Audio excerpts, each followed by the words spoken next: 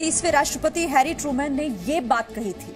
अब अगर हम आपसे एक सवाल पूछें कि भारत के पहले प्रधानमंत्री कौन थे, तो आप झट से कह देंगे पंडित जवाहरलाल नेहरू। स्कूल के छोटे बच्चों से लेकर यूनिवर्सिटी के छात्रों का जवाब भी बिल्कुल यही होगा, क्योंकि बचपन से ही हिंदुस्तान के स्कूलों की किताबों में यही इतिहास पढ़ाया जाता रहा है। लेकिन ये बात पूरी तरह सच नहीं है। सच ये है कि पंडित जवाहरलाल नेहरू से भी पहले भारत की पहली आजाद सरकार के पहले प्रधानमंत्री नेताजी सुभाष चंद्र बोस थे।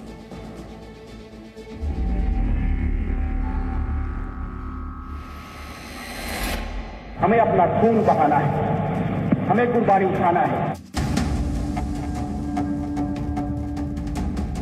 कोई बात नहीं है, हम जिंदा रहेंगे या तो मरेंगे, कोई बात नहीं है। आखिर में हमारी कामयाबी होगी, हिंदुस्तान आजाद होगा।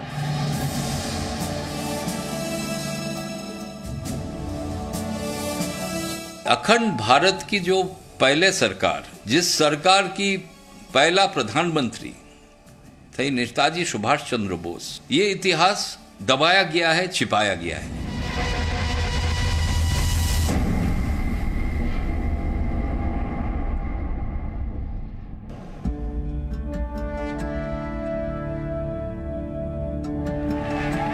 वर्ष 1942 के भारत छोड़ो आंदोलन की बात हो,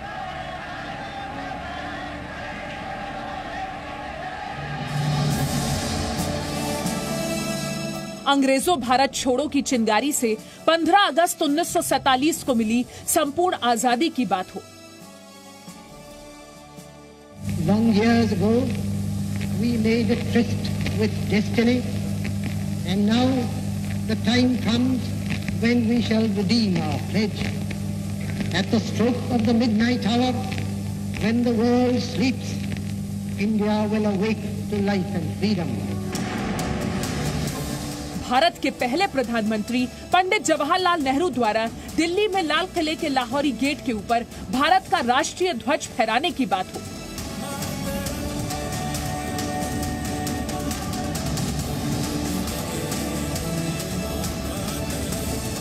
भारत के हर नागरिक के दिल और दिमाग पर उन्हीं तस्वीरों का असर है।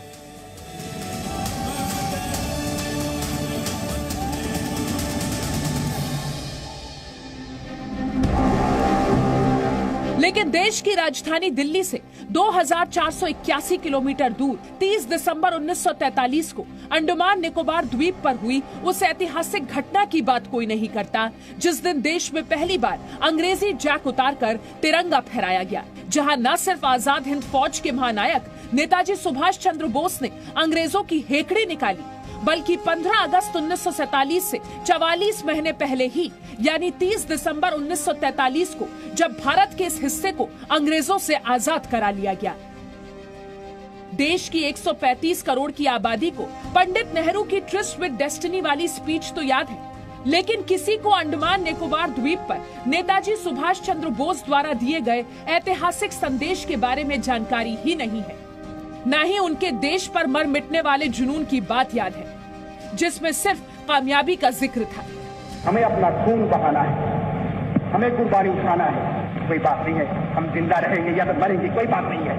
बात कोई सही बात यह है, आम बात यह है, आखिर में हमारी कामयाबी होगी, हिंदुस्तान आजाद होगा। लेकिन एक दुखद विडंबना ही है कि हमारे देश के असली नायकों को भी सिलेक्टिव पॉलिटिक्स की वजह से इतिहास ने भुला दिया।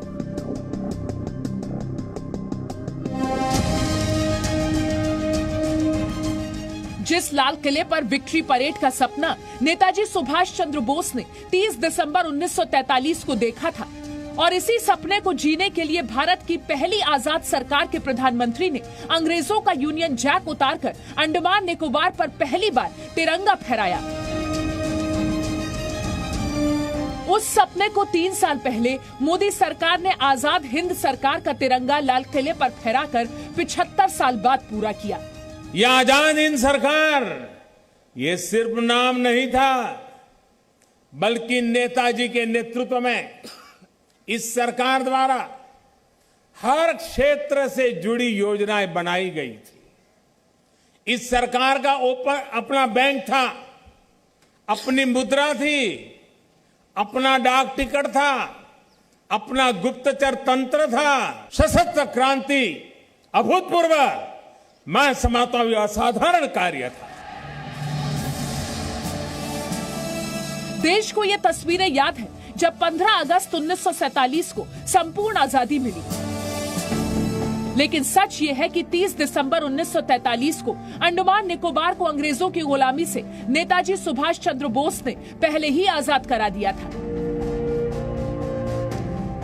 30 दिसंबर 1943 को नेताजी सुभाष चंद्र बोस इसी के स्थल पर पहला तिरंगा झंडा चढ़ा के हिंदुस्तान की इस टेरिटरी को आजाद घोषित किए थे। वो इतिहास का वे इस चीज को हम झुटला नहीं सकते हैं। इसके बाद नेताजी सुभाष चंद्र बोस ने अंडमान निकोबार के दोनों टापुओं का शासन अपने हाथों में लेते हुए उनके नाम बदलकर शहीद और स्वराज द्वीप रख दिए। ये भारत की जमीन पर आजादी की पहली निशानी थी और भारत की इस आजाद सरकार को जर्मनी, जापान समेत दुनिया के 11 देशों ने मान्यता दी। लेकिन 21 अक्टूबर 2018 से पहले भारत में ही आजाद हिंद सरकार की मान्यता को ठुकराया गया। अखंड भारत की जो पहले सरकार, आजाद हिंद सरकार, जिस सरकार की पहला प्रधानमंत्री थे नेताजी सुभाष चंद्र बोस, जो 11 राष्ट्र उनको मान्यता दिया था, भारत में आजादी के बाद ये इतिहास दबाया गया है, छिपाया गया है। 21 अक्टूबर 2018 को पहली बार पीएम मोदी ने लाल किले पर देश की पहली आजाद सरकार की 75वीं सालगिरह मनाई और आजाद हिंद फौज संग्रहालय का उद्घाटन हुआ। उन्होंने अपनी मां को स्पष्ट कर दिया था, अब और सोने का समय नहीं है, आलस्य त्यागना ही होगा और कर्म में जुट जाना होगा। ये सुभाष बाबू 15-16 साल के, अपने भीतर की इस तीव्र उत्कंठा ने किशोर सुभाष बाबू को नेताजी सुभाष बना दिया। प्रधानमंत्री मोदी आजादी के महानायक के सम्मान में 30 दिसंबर 2018 को अंडमान निकोबार भी गए। वहां उन्होंने 150 फीट ऊंचा तिरंगा फहराया, जहां 77 साल पहले नेताजी सुभाष चंद्र बोस ने भारत को पहली बार आजादी का एहसास कराया था।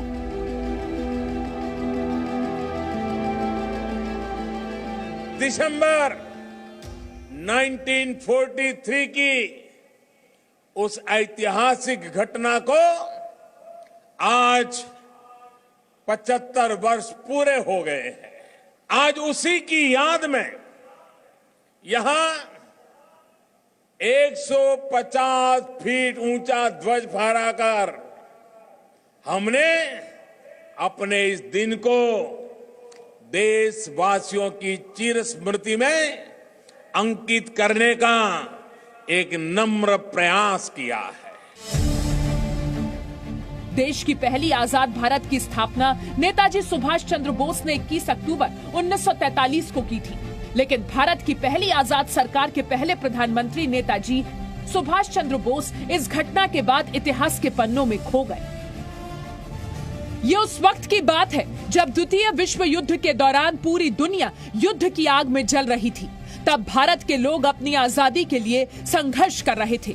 ये वो दौर था जब नेताजी सुभाष चंद्र बोस ने अंग्रेजों से लोहा लेने के लिए अपनी सेना आजाद हिंद फौज का गठन किया और जापान के टोक्यो शहर से ब्रिटिश हुकूमत की जड़ें हिलाने का फैसला किया।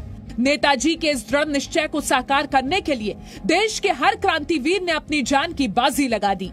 ये वो दौर था जब अंग्रेज द्वितीय विश्व युद्ध में जापान से युद्ध लड़ रहे थे। उस वक्त अंडमान निकोबार द्वीप की लड़ाई को कौन भूल सकता है, जब आजाद हिंद फौज और जापान की सेना ने मिलकर अंग्रेजों को उनकी हैसियत दिखा दी थी। और इसी के बाद जापान ने नेताजी सुभाष चंद्र बोस को अंडमान निकोबार द्वीप की कमान सौंप दी और उन्हें provisional government of Azad Hind का मुखिया बनाया। यहाँ आजाद हिंद सरकार के बारे में आपको कुछ बातें जरूर जाननी चाहिए। सुभाष चंद्र बोस आजाद हिंद सरकार के पहले प्रधानमंत्री, रक्षा मंत्री और विदेश मंत्री थे। Lieutenant colonel AC Chatterjee Azad Hind सरकार के वित्त मंत्री थे। ऐसे अय्यर आजाद हिंद सरकार के प्रचार मंत्री थे। रास बिहारी बोस को आजाद हिंद सरकार का सलाहकार बनाया गया था। आजाद सरकार की स्थापना करते वक्त नेताजी सुभाष चंद्र बोस ने ये शपथ ली थी कि ईश्वर के नाम पर मैं ये पवित्र शपथ लेता हूं कि भारत और उसके 38 करोड़ लोगों को आजाद करवाऊंगा। आजाद हिंद सरकार ने यह तय किया था कि तिरंगा झंडा भारत का राष्ट्रीय ध्वज होगा। विश्व प्रसिद्ध साहित्यकार रविंद्रनाथ टैगोर का जनगण मन भारत का राष्ट्रगान होगा और लोग एक दूसरे से अभिवादन के लिए जय हिंद का प्रयोग करेंगे। आजाद सरकार की घोषणा के तुरंत बाद ही 23 अक्टूबर 1943 को आजाद हिंद सरकार दूसरे विश्व युद्ध के मैदान में उतर गई थी। आजाद हिंद सरकार के प्रधानमंत्री नेताजी सुभाष चंद्र बोस ने ब्रिटेन और अमेरिका के खिलाफ युद्ध का ऐलान कर दिया था। 18 मार्च 1944 को सुभाष चंद्र बोस की आजाद हिंद फौज ने भारत की धरती पर कदम रखा था और उस जगह को अब नागालैंड की राजधानी कोहिमा के नाम से जाना जाता है। लेकिन तब जुलाई का महीना था और भारी बारिश की वजह से सेना के लिए कोहिमा से आगे बढ़ना मुश्किल था और दूसरी बड़ी वजह यह थी कि आजाद हिंद फौज के पास एयर सपोर्ट नहीं था। ब्रिटिश सेना के पास लड़ाकू विमान थे जिनके सामने आजाद हिंद फौज के सैनिक मजबूर थे। वहीं अगस्त 1945 में जापान के हिरोशिमा और नागासाकी में अमेरिका ने परमाणु बम से हमला किया था।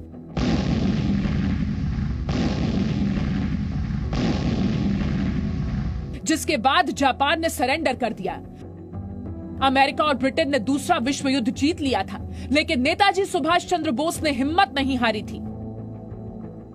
नेताजी आजादी के नए मिशन पर निकले थे, लेकिन कहा जाता है कि 18 अगस्त 1945 को ताइवान में हुए एक विमान हादसे में उनकी मृत्यु हो गई।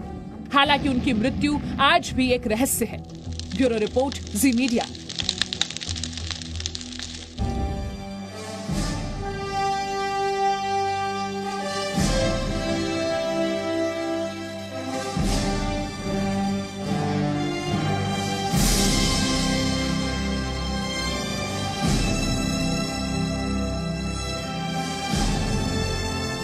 किसी को भी गर्व होना चाहिए था कि कांग्रेस पार्टी के इतिहास का एक महत्वपूर्ण टर्निंग पॉइंट है, इसका गौरवगान होना चाहिए, लेकिन भुला दिया गया। लेकिन हम भूलने नहीं देंगे।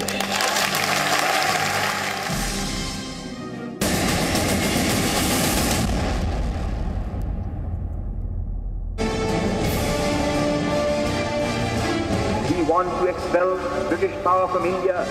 We have to fight the enemy with his own weapons.